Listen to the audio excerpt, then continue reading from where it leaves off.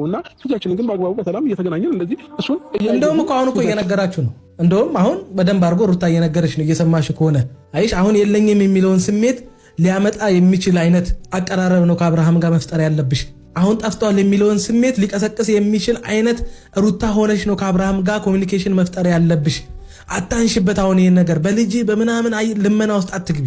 ንዴት ውስጥ ነው የሚገባው። ያኔ የት ነበርሽ? ያኔ ለምን አላደረገችም የሚል ነገር ስለሚመጣ ቀደምን ያልኩሽን ነገር ደግሜ ነግርሻለሁኝ።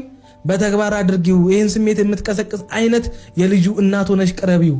በመጣላት ውስጥና በብጥብጥ ውስጥ አንድም ቀን ቁጭ ብሎ በንግግር ነገሮችን ለመፍታት ያለመሞከራችሁ እንደሆነ እዚህ ደረጃ ያደረሳችሁ የምታስብል አይነት ሩታ ሆነሽ ቅረቢው። ለካ ሚስቴ ጋር ለካ የልጄ እናት ጋር የሁሉ ነገር ነበረ።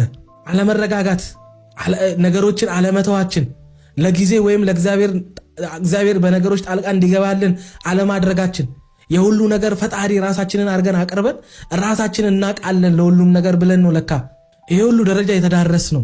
እንዲህ ለሚያደርግ ሩታ ሆነሽ ቅረቢ። በቃ ነግሬሻለሁ እንጂ ይሄ ልመና ነው። አይሽ ከዚህ በኋላ በእንደዚህ አይነት ሙድ ከመጣሽ እግዚአብሔር ይስጥልኝ ነው የሚልሽ። እንደዚህ አይነት ርዕስ በድጋሚ የምትጠሪኝ ከሆነ ሩታ አስጠንቅቄ የምነግርሽ ነገር ድጋሚ አንቺን ቤት አልመጣም። ችግር የለውም እግዚአብሔር ልጄን ያሳድግልኝ ሲያርጋባቱ ማለት አይቀርም። ኖ ልንገር አንዴ ጨርስ ዳኒ። ነገ ከነገ ወዲያ ልጁ አድርጎ አባቴ ማለቱ አይቀርም። ያኔ አባቴ ብሎ ሲፈልገኝ እመጣለሁ። እንደዚህ እንዳላየው ከፈለጋችሁ ይሄንን ውሳኔ ወስናለሁ። በእንደዚህ አይነት ርዕስ እየመጣችሁ የምጨቀጭቁ የምትጠሩኝ ከሆነ አልመጣም። ስለዚህ መልካም በቃ ይኸውላችሁ በጭቅጭቅ ንዴት ውስጥ መከፋት ውስጥ የሆነ የማይሆን ሙድ ውስጥ ያለን ሰው በግድ አንዳንዴ ያን ሰው ስሜቱን ተረዱታ፣ ያለበትን ሙድ ተረዱታ። አሁን ለምሳሌ እሱ መረጋጋት የሆነ ትንሽም ሰላም የሚሰማው ከልጁ ጋር ሲሆን ሊሆን ይችላል። ለዛ ጊዜ ስጡት። በጊዜ ነው ነገሮች የሚሆነው። በአንድ የሚሆን ነገር የለም። በአንዴም አይደለም እዚህ ደረጃ የተዳረሳችሁት አይደለ? ስለዚህ በቃ ጊዜ ስጡት ለልጁ። አሁን አጨናነቃችሁት የባሰ እንዴ።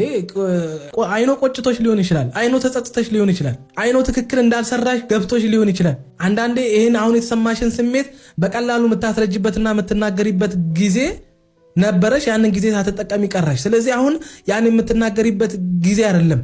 የምትናገሪውን ነገር የምትኖሪበት ወይም በተግባር የምታሳይበት ነው።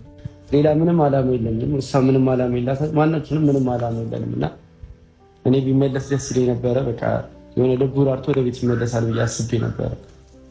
እኔ በዚህ ልክ ምን ሆኖ እንደሆነ አላውቅም። አብርሃም ይሆናል።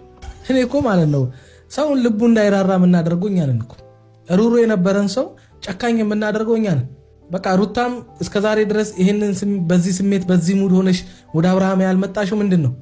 አብርሃም በቃ በአብርሃም ባደረገሽ ነገር አዝነሽ ተናደሽ በቃ ልብሽ ተሰብሮ ብዙ ነገር ሆነሽ ነው አይደለ? አብርሃምም እንደዛ ነው። አሁን በዛ ሙድ ውስጥ ነው ያለው። ያኔ አንቺ በነበርሽበት ሙድ ነው አሁን አብርሃም ያለው። ስለዚህ አሁን እንግዲህ ወደ የምትፈልጉትን መራራት ማግኘት የምትፈልጉ ከሆነ አብርሃም እንዲራራላት የምትፈልጉ ከሆነ ጊዜ ስጡት። በጊዜ ነገሩ እንዲፈታው አድርጉት። አታጨናንቁት። አሁን እናንተ እዚህ ጋር መታችሁ የሆነ ነገር ባረጋችሁ ቁጥር ሄርሜላም እዛ ጋር ተዘጋጅታ ነው የምትጠብቀው። የፈለጋችሁትን ነገር ሄርሜላም ልታዘገይባችሁ ትችላለች። ስለዚህ በብልጠት አድርጉት። ፈጣሪያ ሊሆናል እዚህ ሆነሽ እንደምንሄደው የት ነው የምንሄደው? ወደ ቤት ሂጂና ቤት ረፍት አድርጊ። ከዛ እሱ ቤት ይዞት ይመጣል። እንደዚህ አትሆኚ። በቃ አርቂ። እንግዲህ እኔ እንጃ